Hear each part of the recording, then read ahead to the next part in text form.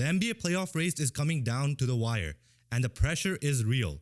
Some teams are desperately hanging on to keep their season alive.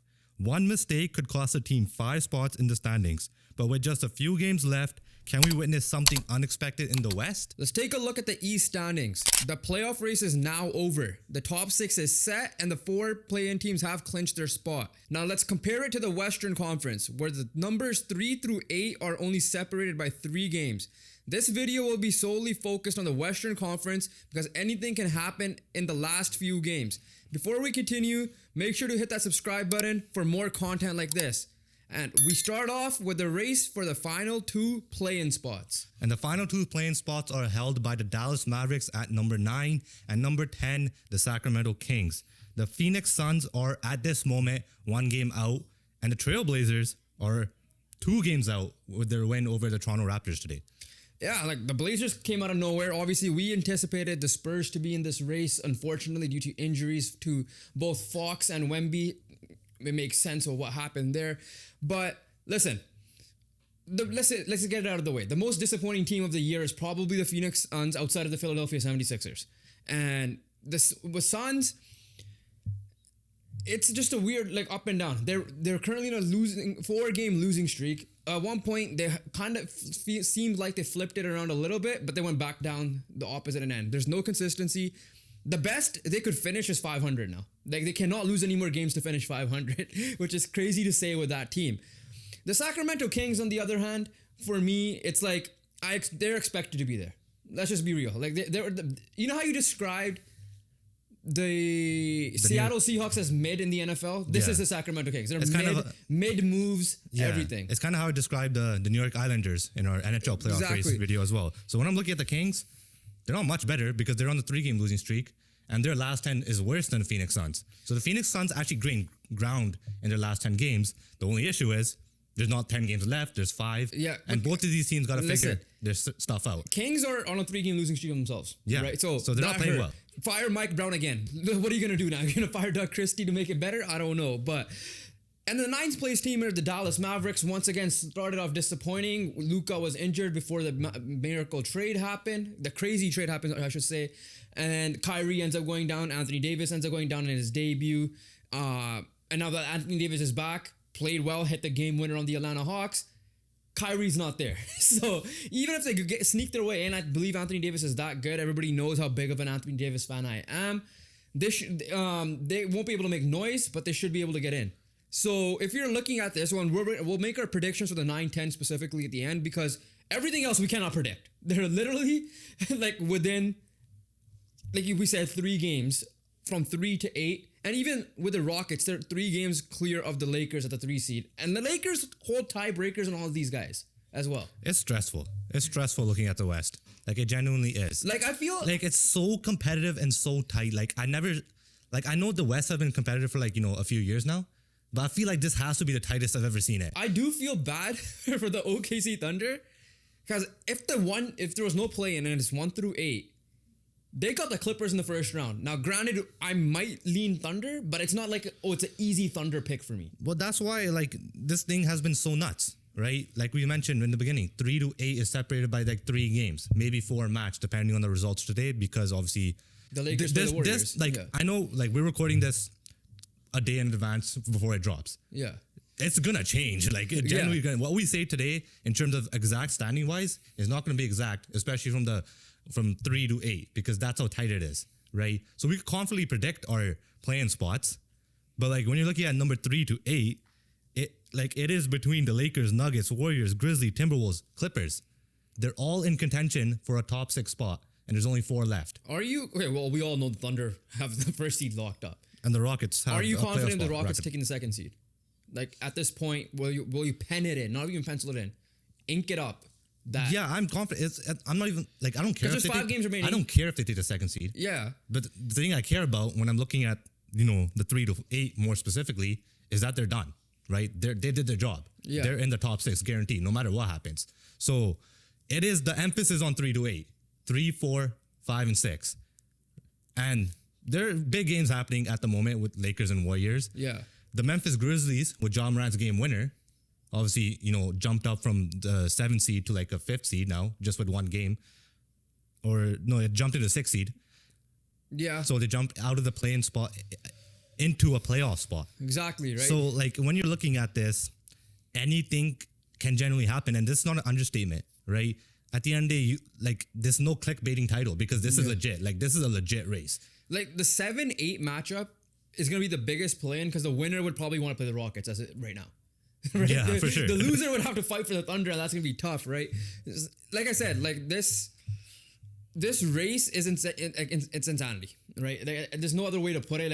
I know we're saying the same things over and over at the moment because that's how crazy it has been. However, if you are confident of the 6 teams, if you were to not necessarily make a prediction, but if you, what's your confidence levels on the current top 6 to stay top 6? I am confident in the Lakers to stay top 6. I'm confident on the Warriors to stay top 6, and I'm confident on the Nuggets. So pretty much 5 out of the 6. Yeah, personally, I have 5 out of the 6, and you agree with that, right? Yeah, I could see that. If you're looking at it, breaking down that way, personally, if we're gonna identify spots of where the race is gonna be for us, the top 5 for us at the moment, any order, we have our top 5 in the West. Assuming no one's resting, and there's no BS laws. Well, people not games. Gonna rest. Listen, games are gonna matter because of seeding. You gotta be a goddamn idiot if you're resting. So that there's no freaking excuse for that. Seeding matters, right? Obviously, let's see what some of these teams could do is potentially try to find a way to match up to that opponent, right? So now which is risky. Now we're gonna hone in on the 6th seed, and our contenders for the 6th seed go from the Grizzlies, Timberwolves, and the Clippers.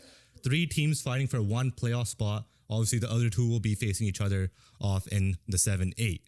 And right now, if I were to pick let's break down each team first quickly. The Clippers are healthy right now, and Kawhi Leonard is playing better as he's balling. He's been way better. So they look to me the most complete team, in my opinion, on paper. Then again, I've said that the last 3 years, and they couldn't figure it out on court wise. But on paper, I feel like they have the best chance, in my opinion. I like the depth they added. Zubac is playing at an insane level for them as center. Obviously, like you mentioned, Kawhi is balling, and James Harden has been pretty good. And if Norm's healthy, Norms has been arguably their best scorer for the whole year, consistency wise, right? So when I'm look at the the Grizzlies and the Timberwolves, I see very true similarities. My guess is gonna be Ant and Ja are gonna carry. That's the way the way I see these guys going to the next level and really making a run here is if Ja and Ant carry. And Ja did his part today with that buzzer beater. And we saw Ant do it with the Nuggets. And Ant did it with the Nuggets. Even though Jokic dropped a 60-point triple. Jokic is just on another level. Westbrook ended up selling that game. But yeah, no. That's what it takes for me. So if I were to pick one personally, I would go with the Clippers because I feel like as a team, they are the best. Compared to those obviously, 3. I'm not looking at the schedules in front of me at the moment. This is just strictly on their roster. And yeah, I agree with you. If I were to power rank those 3 teams, it would be Clippers, then I'm going Timberwolves, and then I'm going Grizzlies. I would agree with that. Obviously, because the Grizzlies just barely beat the Heat. And they fired Taylor Jenkins. Coach Isolo's first win as well. They fired Taylor Jenkins for no reason. And fired him in the offseason. I know we made a video about this, but I have to bring it up again. And even if you're looking at the Timberwolves are on a 4-game win streak themselves. These both Clippers and Timberwolves are 7-3 and 8-2 in their last 10 respectively, right? So like I said, if I'm the Thunder, I'm rooting for these 2 teams to move up. One of these 2 teams to move up. That way the Grizzlies could fight for the 7th seed, and we could see that matchup there as well. So that's overall our thoughts on the top 8. Now let's close out this episode with who are going to be the play-in teams at the moment. And look, Portland's out. Right? Sorry, I'm gonna just say it right now. Are you great second half by them for sure? Are you sure though? Can you confidently trust the Kings with a 3-game losing streak at the moment? No, I'm. And can you trust the Suns at a 4-game losing streak at the moment? Right now, the team that looks good is the Portland Trailblazers at the moment. And it doesn't matter what happened to the season. It matters about these last 5 to 6 games. I get that. For them, it's 5 games. I think it's a little too late. Well, here's the thing. Kevin Durant is out.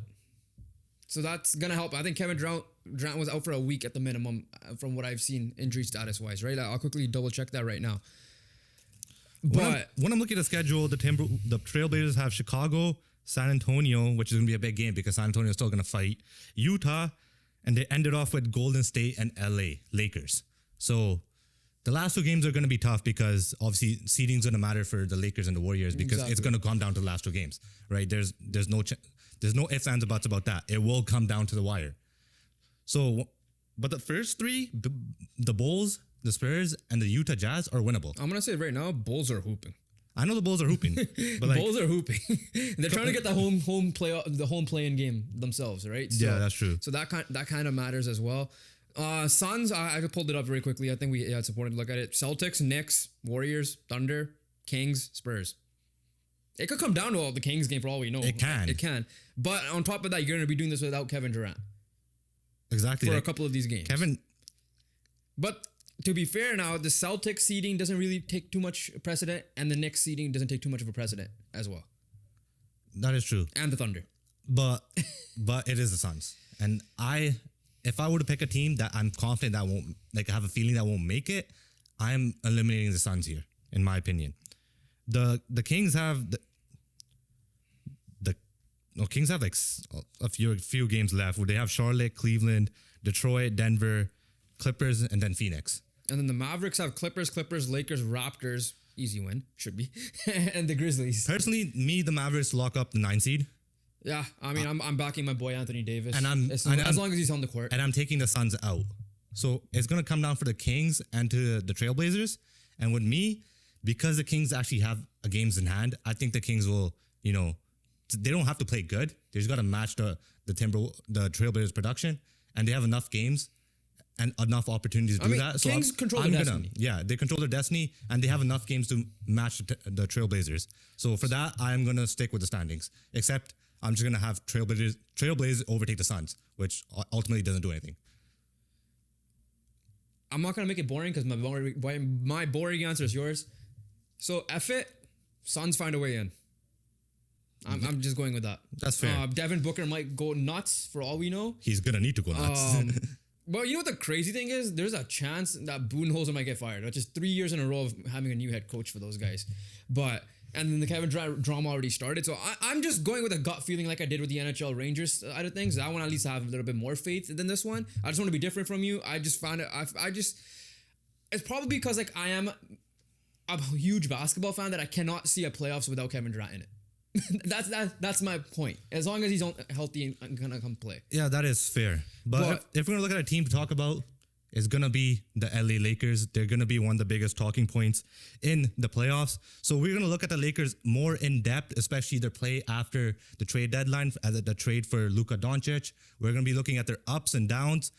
And that's going to be happening in this video right here. So make sure you guys click that, and we'll catch you guys over there. Peace.